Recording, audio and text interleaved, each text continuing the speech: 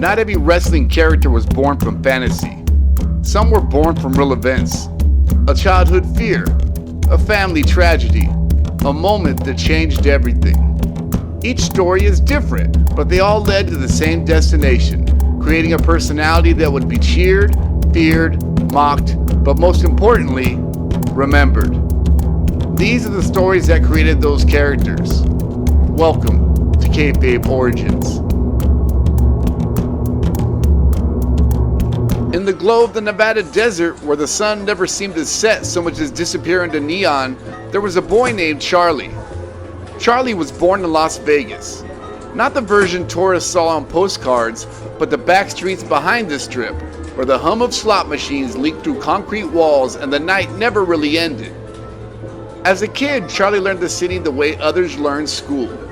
He knew which casinos relaxed at shift changes, which dealers got distracted, which tables paid attention to luck, and which paid attention to skill.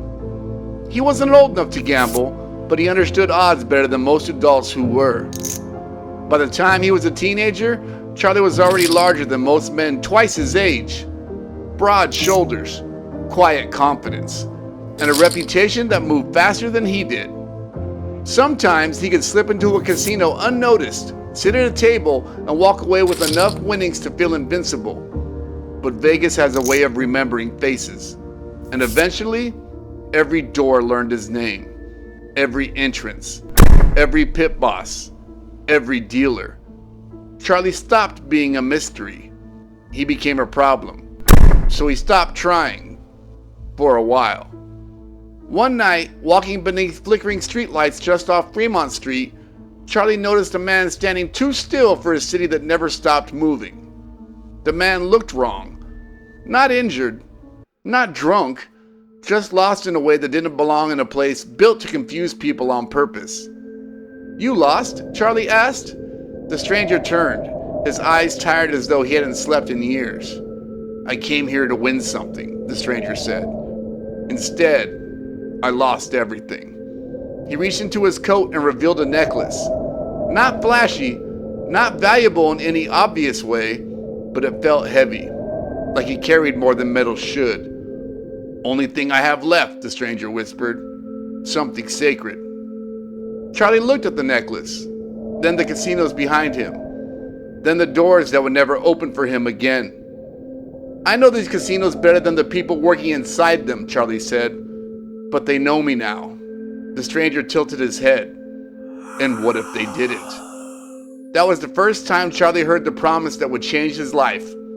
"Help me," the stranger said, "and I can make them forget you." Charlie laughed, but the stranger didn't move, didn't blink, didn't smile. He simply waited. And eventually, Charlie agreed. They met that night in a motel room that smelled like old carpet and neon heat. The stranger placed the necklace on the table and began to speak. Not like a man making a deal, like something repeating words that existed long before either of them. The lights flickered. The air became heavy. The shadows stretched across the room as though they were alive. Charlie felt his skin crawl as symbols were traced into the air. Then everything went silent. Charlie looked into the mirror. Nothing had changed. The stranger smiled for the first time. To you, you were still Charlie. But to them, you were someone they have never seen.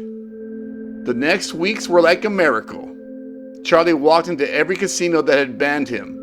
Nobody looked twice. Dealers forgot his face. Security cameras seemed to drift away from him. The money came quickly. At first it felt like control. Then it felt like addiction. Then it felt like something else was controlling him. And after every victory, the stranger appeared with the same words. Again. More money, more risk, more power. Until one night, Charlie finally said no. He had enough. He wanted his life back. But the stranger's eyes changed. The room grew cold. "You do not leave a bargain unfinished," he whispered. Charlie was forced into the highest stakes game of his life. A room where silence had weight, where every chip represented a future. And by sunrise, Charlie had lost everything. The stranger stood over him, disappointed. "You wanted a new face," he whispered, "so I gave you a new soul." Something broke inside Charlie that night. Not a window, not a table. Something much older. He stumbled into the empty streets and looked into the reflection of a closed pawn shop. And he screamed. Dark markings covered his face. His eyes belonged to something he did not recognize. A creature that looked like it had been waiting inside him all along. But nobody else saw it. Only Charlie. That was the true curse. The world still saw Charlie, but he could only see the monster. So he painted his face to match what the mirror showed him. He studied the darkness that had destroyed him. He learned to make others feel the same fear he felt. Their minds would become confused. Their confidence would disappear. Their luck would run out. Years later, Charlie stepped into a wrestling ring carrying the curse he could never remove. The paint, the rituals, the strange powers. He did not become a hero.